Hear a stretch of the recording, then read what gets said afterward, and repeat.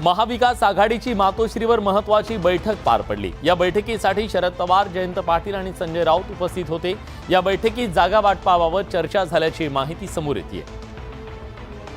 महाविकास आघाडीच्या जागा वाटपाचा तिढा अजून सुटलेला नाही। हा तिढा सोडवण्यासाठी मातोश्रीवर मवियाची बैठक पार पडली।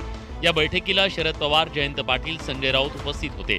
मातोश्रीवरील बैठकीत जागा वाटपावर चर्चा झाल्याची माहिती मिळते। शक्यता आहे ठाकरेंच्या पक्षाची 15 ते 16 उमेदवारांची पहिली यादी लवकरच जाहीर होईल। हमारे जो उम्मीदवार है उनकी जो पहली लिस्ट है, पहली सूची है, कल हम लगभग 15 या 16 सीट हम कल जाहिर करेंगे। वंचित बहुजन आघाडी ही आपल्या सोबत असावी अशी अपेक्षा संजय राऊतांनी बोलून दाखवली आहे। हम ये चाहते हैं कि हमेशा वो हमारे साथ रहे। हमारी कोशिश कल भी थी, आज भी है और कल भी रहेगी। मवियाच्या जागा वाटपात कोणत्या पक्षाला किती जागा मिळतात याची उत्सुकता आहे। महाविकास आघाडीमध्ये ठाकरेंच्या पक्षाच्या वाट्याला सर्वाधिक जागा येण्याची शक्यता आहे। ठाकरेंच्या पक्षाच्या उमेदवारांची पहिली यादी लवकरच जाहीर होण्याची शक्यता वर्तवली जाते। ठाकरेंनी लोकसभेसाठी आपले उमेदवार जवळपास निश्चित केल्याचं कळतंय। शिवसेना उद्धव बाळासाहेब ठाकरे पक्षानं जवळपास 17 उमेदवारांची नावं निश्चित केली आहेत। उत्तर मुंबईतून विनोद घोसाळकर असतील, ईशान्य मुंबईतून संजय दिना पाटील, दक्षिण मुंबईतून अरविंद सावंत, दक्षिण मध्य मुंबईतून अनिल देसाई, छत्रपती संभाजीनगरमधून चंद्रकांत खैरे, बुलढाण्यातून नरेंद्र खेडकर, यवतमाळमधून संजय देशमुख, उस्मानाबादेतून ओमराजे निंबाळकर, परभणीतून बंडू जाधव, शिर्डीतून भाऊसाहेब वाघचौरे, नाशिकमधून विजय करंजकर, ठाण्यातून राजन विचारे, रायगडमधून अनंत गीते, हिंगोलीतून नागेश आष्टीकर, रत्नागिरी सिंधुदुर्गमधून विनायक राऊत, सांगलीतून चंद्रहार पाटील आणि मावळमधून संजोग वाघेरे असतील। राज्यात सत्ताधारी महायुती विरुद्ध महाविकास आघाडी असा थेट सामना रंगणार आहे। पण आजही काही पक्ष आणि संघटना युती आणि आघाड्यांपासून समान अंतर राखू नये अशा नेत्यांना सोबत घेऊन लोकसभा निवडणुकीतील संभाव्य राजकीय नुकसान टाळण्याचा प्रयत्न दोन्ही बाजूंच्या नेत्यांकडून सुरू आहे।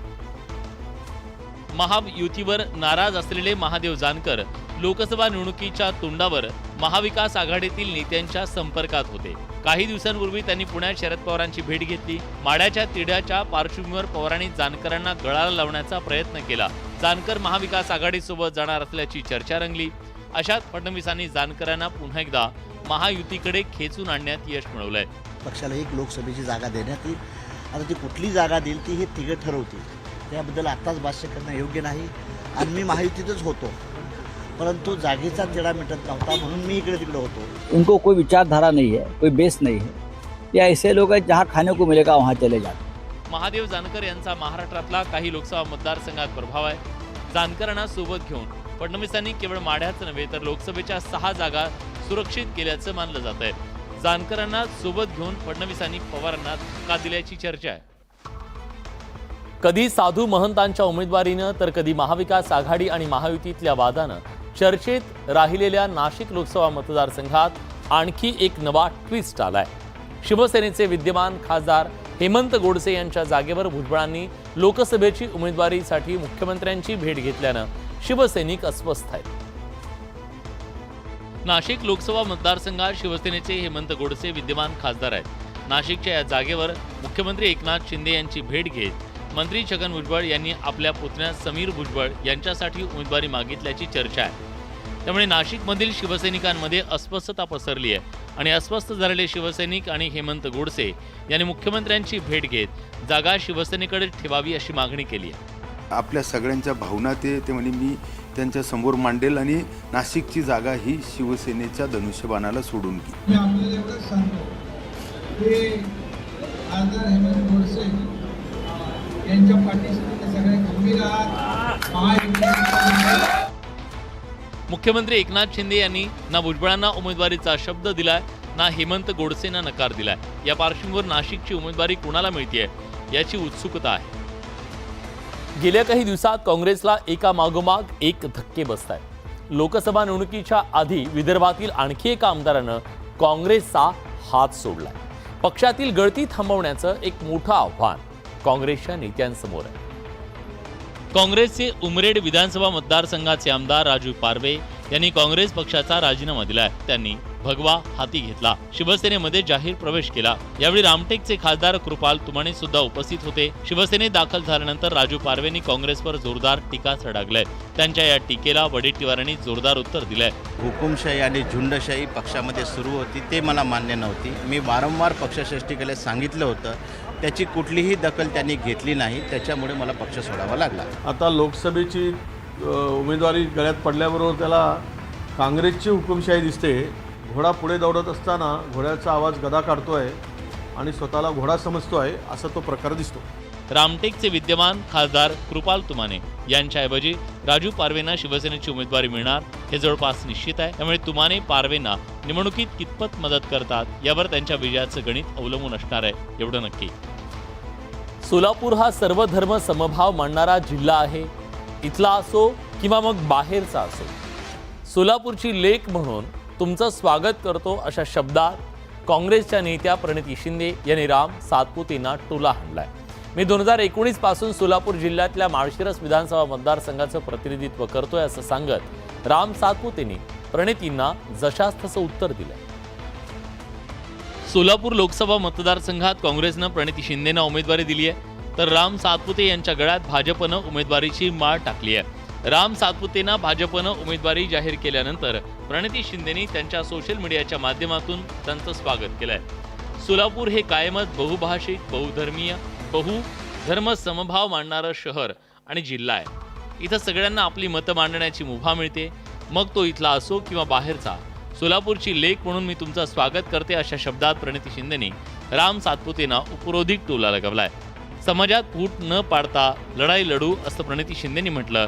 भाजपचे उमेदवार राम सातपुते यांनीही प्रणितींना जोरदार उत्तर दिलंय। ही निवडणूक त्या ठिकाणी भारतीय जनता पार्टी जिंकणारे याच्या भीतीने अशा पद्धतीने एक केविलवाणी प्रयत्न काँग्रेसकडून होताना दिसत आहेत। निवडणुकीच्या प्रचारात वार पलटवार आणि आरोप प्रत्यारोपांच्या फैरींमध्ये वाढ होण्याची शक्यता असून त्याची चुणूक प्रचाराच्या सुरुवातीच्या टप्प्यातच दिसून आली आहे।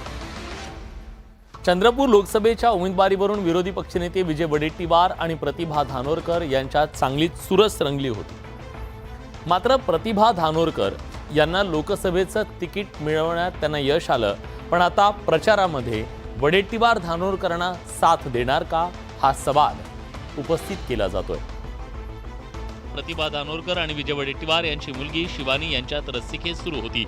अखेर या मतदारसंघात प्रतिभा धानोरकर यांच्या गळ्यात उमेदवारीची माळ पडली।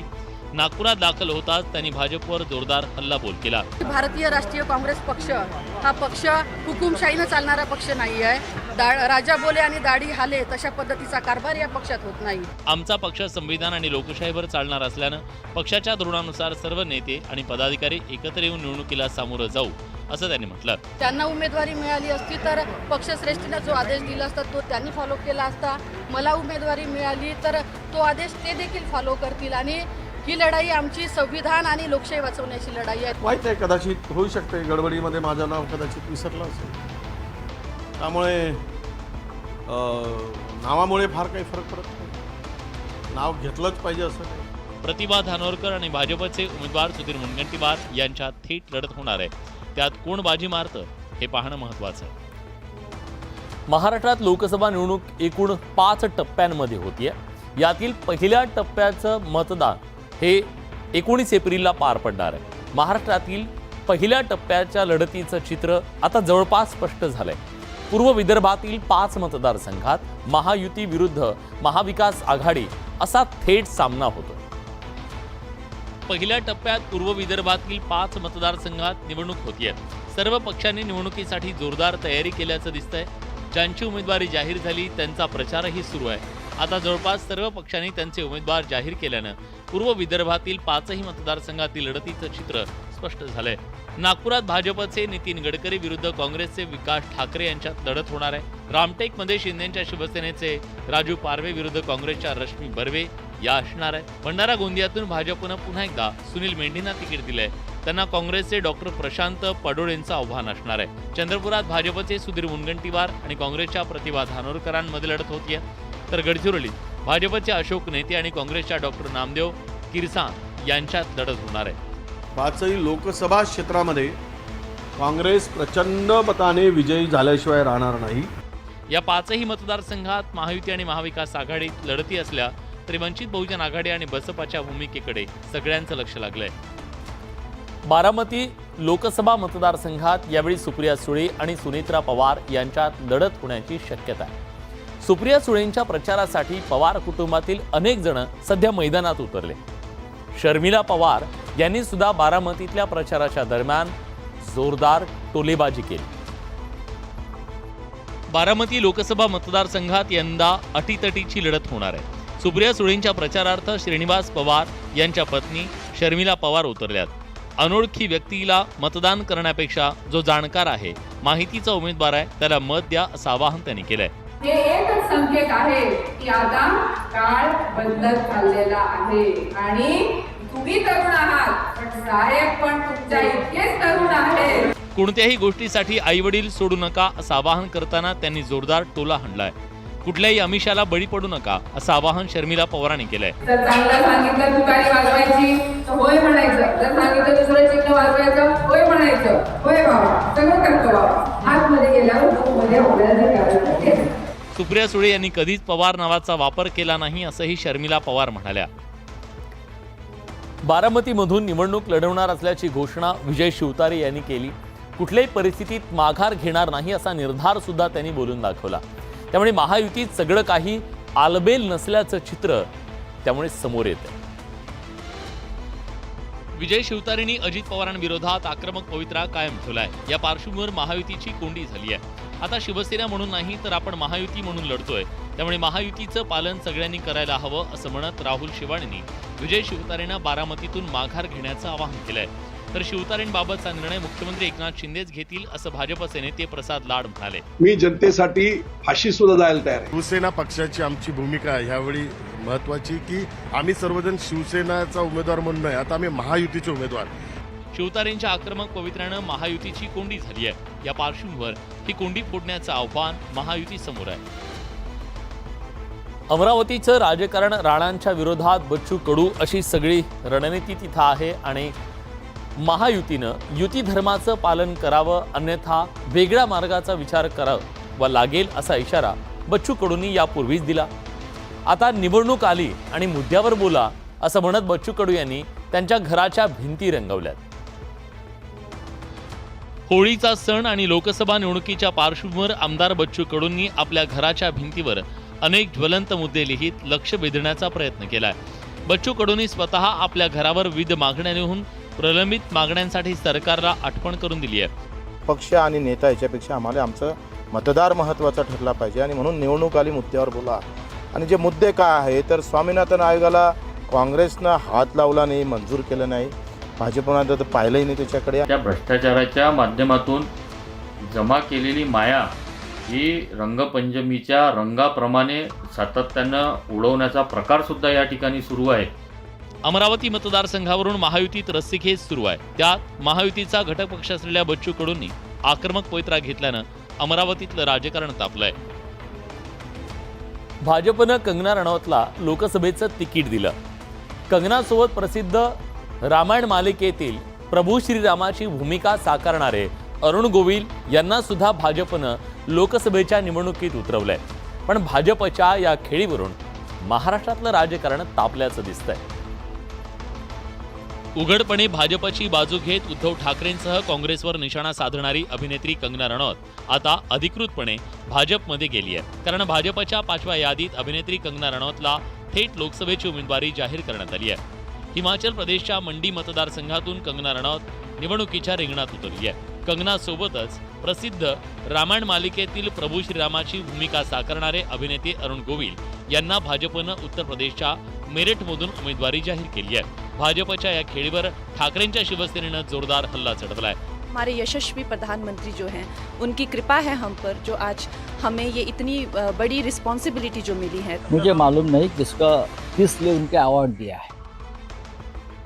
लोकतंत्र है, हम लोकतंत्र को मानते हैं और सबको चुनाव लड़ने का अधिकार है. एकंदरीत भाजपनं अरुण गोविल आणि कंगनाच्या माध्यमातून पुन्हा एकदा हिंदुत्वाचं कार्ड खेळण्याचा प्रयत्न केलाय. आता भाजपचा हा प्रयत्न किती यशस्वी होतो हे निकालानंतर स्पष्ट होईल. रत्नागिरी जिल्ह्यात शिमगोत्सवाला सुरुवात झाली आहे. शिमगोत्सवाच्या निमित्तानं कोकणात एक वेगळं वातावरण पाहायला मिळतं, भक्तिमय वातावरण पाहायला मिळतं. पुढील काही दिवस कोकणात शिमगोत्सवाचा हा सगळा उत्साह कायम राहणार. रत्नागिरी वासियांचे आराध्य दैवत असलेल्या श्रीदेव भैरवनाथाच्या शिमगोत्सवाला सुरुवात झाली. पारंपरिक पद्धतीनं नगर प्रदक्षिणा पूर्ण करून पालखी होळी घेऊन शहरातील झाडगाव इथल्या सहाणेजवळ आली. त्यानंतर होळी उभी करण्यात आली. होळी उभी राहिल्यानंतर विधिवत पूजा होऊन पालखी सहिनेवरून होम आणि होळीभोवती प्रदक्षिणा पूर्ण करून परत सहनीवर विराजमान झाली. रत्नागिरीतील झाडगाव इथं ही होळी उभी करतानाचं दृश्य पाहण्यासाठी हजारो भाविकांनी मोठी गर्दी केली. रत्नागिरी वासियांचं आराध्य दैवत असलेल्या श्रीदेव भैरवनाथाच्या पालखीची गेल्या शेकडो वर्षापासूनची परंपरा आजही जोपासली जाते. रत्नागिरी जिल्ह्यातील दापोलीतल्या खेरडी गावातील चंडिका देवीचा शिरणे शिमगोत्सव उत्साहात पार पडला. पालखीनं शिरणे काढण्याची ही परंपरा पाहण्यासाठी भाविकांनी मोठ्या प्रमाणात गर्दी केली होती. चंडिका देवीची पालखी देवळातून शिरणे काढण्यासाठी बाहेर पडते. पालखी नाचवत खेळी मंडळी ज्या ठिकाणी शिरणे लपवले आहे त्या ठिकाणी वायूच्या वेगाने येतात. ज्या ठिकाणी शिरणे लपवलेले आहेत त्या ठिकाणी पालखी थांबते. चंडिका देवीची पालखी शिरणे शोधून काढण्याची प्रथा परंपरा गेली अनेक वर्षापासून सुरू आहे. चंडिका देवीच्या मानाचा नारळ मानकरी जमिनीत लपवून ठेवतात. देवीच्या पालखीची खेळी मंडळी जमिनीत लपवून ठेवलेला नारळ शोधून काढतात. आम्हाला जाणवतं की इथे शरण आहे म्हणून, कारण ती पालखी एवढी जड होते की नाही जर आपण जे लपवणारे आहेत त्यांनी जर हरारा महादेव नाही केला तर ती पालखी तिथल्या तिथं 5 ते 7 वेळा फिरते. ही एक कोकणामध्ये आणि आमच्या या श्री खेरडी गावामध्ये या श्री चंडिका देवीची शरणा काढण्याची परंपरा खूप पूर्वापार पद्धतीने आमच्याकडे ही जोपासलेली आहे. ही प्रथा खेरडी गावात अनेक वर्षापासून पारंपरिक पद्धतीनं जपली जाते. देवीचे शिरणे काढण्याचा उत्सव पाहण्यासाठी ग्रामस्थांसह गावी आलेल्या चाकरमान्यांनी मोठी गर्दी केली. देश विदेशात आपल्या आगळ्या वेगळ्या वैशिष्ट्यांनी प्रसिद्ध असलेल्या आदिवासी काठी संस्थांच्या राजवाडी होळी उत्सव आज मोठ्या उत्साहात साजरा झाला, संपन्न झाला. 12व्या शतकापासून चालत आलेल्या या राजवाडी काठी संस्थांच्या होलिकोत्सव अनुभवण्यासाठी देश विदेशातून पर्यटक दाखल होतात. सातपुड्यातील काठी संस्थानाची होळी आदिवासी समाजासाठी अतिशय महत्त्वाची आणि मानाची मानली जाते. आज सकाळी 6 वाजण्याच्या सुमारास हजारो आदिवासी बांधवांच्या उपस्थितीत काठी संस्थानाची होळी पेटवण्यात आली. आदिवासी बांधव बुद्ध्या, बावा आणि मोरख्याचा खास पारंपरिक वेश परिधान करून पारंपरिक नृत्यात दंग झालेले दिसले. काठी संस्थानाच्या होळीसाठी लाखो बांधव एकत्र जमल्यानं बिजरी, ढोल आणि घुंगराच्या सुरात संपूर्ण सातपुडा रंगून गेलं. कोणाला आमंत्रण न देता होळी हा सण सगळे पब्लिक एका ठिकाणी गोळा होतात. आता तर गुजरात, महाराष्ट्र, MP, राजस्थान इथून लोक यायला लागले. आता परदेशातून सुद्धा लोक होळी सण सहभागण्यासाठी येतात. दाब इथल्या देवाची होळी पेटल्यानंतर जवळपास 7 ते 8 दिवस सातपुड्याच्या दऱ्याखोऱ्यात होलिकोत्सवाची धूम असते. जावयाची घोड्यावरची मिरवणूक तर सगळ्यांनी पाहिली असेल. मात्र बीड जिल्ह्यातील विडा गावात जावयाची मिरवणूक काढली जाते, ती गाढवावर. लाडक्या जावयाला गाढवावर बसून मिरवताना अख्खं गाव डीजेच्या तालावर नाचत राहतं. सासरवाडी जावयाचा मान मोठा, पण गाढवावर बसलेला जावई आणि त्यांच्या समोर नाचणारे मेवणी मंडळी पाहिल्यावर ही मिरवणूक आहे का थिंड, असा प्रश्न तुम्हालाही पडला असेल. मात्र बीडच्या विडा गावात वाजत गाजत गाढवावर बसून मिरवणूक काढण्याची शेकडो वर्षांची परंपरा आहे. धुळवड म्हटलं की या गावचे जावई भूमिगत होतात. मात्र शीर असलेल्या जावयाला मेवणी मंडळी सव्वाशेर भेटते आणि पातळातून शोधून ते काढतात. या शोध मोहिमेत गावातील महिला सुद्धा सहभागी होतात. गावातल्या पोरांनी सांगितलं आणि शिंदीतल्या बी पोरांनी सांगितलं, ओळखी असल्यामुळे की दाजी तुमच्या विड्यात इथं शिंदीतच आहेत म्हणून. मग त्या शिंदीतल्या पोरांनी आणि विड्यातल्या पोरांनी मिळून त्यांना धरून आणलं. मी सकाळी आलो, लपून बसलो आहे असं सांगितलं. त्यांनी आलं, दुम ठोकला और पकडलं, सवारी करावं लागली. ही परंपरा टिकवण्यासाठी गावातील तरुण मंडळी सोबतच महिला आणि जावई देखील सहकार्य करतात. एकूणच विडा गावची ही अनोखी परंपरा राज्यात चर्चेचा विषय असते. मुंबईसह राज्यात होळीचा आणि रंगपंचमीचा उत्साह पाहायला मिळाला. या निमित्तानं अवघी तरुणाई रंगात न्हाऊन निघाली होती. तरुण तरुणाईसह आबालवृद्ध सुद्धा या रंगामध्ये रंगून गेलेले दिसले. मुंबईसह संपूर्ण राज्यात होळी आणि रंगपंचमीचा उत्साह पाहायला मिळाला. एकमेकांवर रंगाची उधळण करत तरुण तरुणाई रंगात आणि पाण्यात न्हाऊन निघाले. ठिकठिकाणी हजारोंच्या संख्येत तरुण तरुणी डीजेच्या तालावर ठेका धरत धुळवड साजरी करत होते. अनेक ठिकाणी रेन शॉवरच्या मंडपाखाली तरुण तरुणाई गाण्यावर थिरकले. तरुण तरुणाईसोबत बच्चे कंपनीचा उत्साह पाहण्यासारखा होता. बच्चे कंपनी एकमेकांना मनसोक्तपणे रंगात रंगवत होते. मुंबईच्या दादरमधील शिवाजी पार्कमध्ये होळीचा मोठा उत्साह पाहायला मिळाला. रंगाच्या या उत्सवात सर्वजण आपापल्या समोरील दैनंदिन समस्या अडचणी काही क्षणापुरती विसरत मोठ्या उत्साहात आणि जल्लोषात सहभागी झाल्याचं दिसून आलं. राज्यात सध्या निवडणुकीची लगबग सुरू झाली आहे. राजकीय पक्ष बैठका आणि प्रचाराच्या नियोजनात व्यस्त आहेत. अशात अनेक राजकीय नेत्यांनी वेळेत वेळ काढून रंगपंचमीचा उत्सव दणक्यात साजरा केला. राजकीय नेते मतभेद बाजूला ठेवत रंगात न्हाऊन निघाले. पुण्यात काँग्रेसचे आमदार रवींद्र धंगेकर, भाजपच्या नेत्या मेधा कुलकर्णी आणि राष्ट्रवादीच्या महिला प्रदेशाध्यक्षा रुपाली चाकणकर रंगपंचमी उत्सवात सहभागी झाले. मुंबईच्या माजी महापौर किशोरी पेडणेकर यांनीही धुळवड साजरी केली. रंगांमध्ये त्या न्हाऊन निघाल्या. चिखली विधानसभा मतदारसंघातील बंजारा बहुल असलेल्या हरणी आणि करवण या गावात जाऊन आमदार श्वेता महाले यांनी बंजारा समाजातील महिलांसोबत शिमगा साजरा केला. अमरावती जिल्ह्यात आदिवासी समाजाकडून पारंपरिक पद्धतीनं होळी सण साजरा केला जातो. यावेळी काँग्रेसच्या नेत्या यशोमती ठाकूर यांनी आदिवासी नृत्यावर ठेका धरला. शरद पवारांच्या पक्षाच्या महिला प्रदेशाध्यक्षा रोहिणी खडसे यांनी पारंपरिक पद्धतीनं आदिवासी बांधवांसोबत धुलीवंदन सण साजरा केला.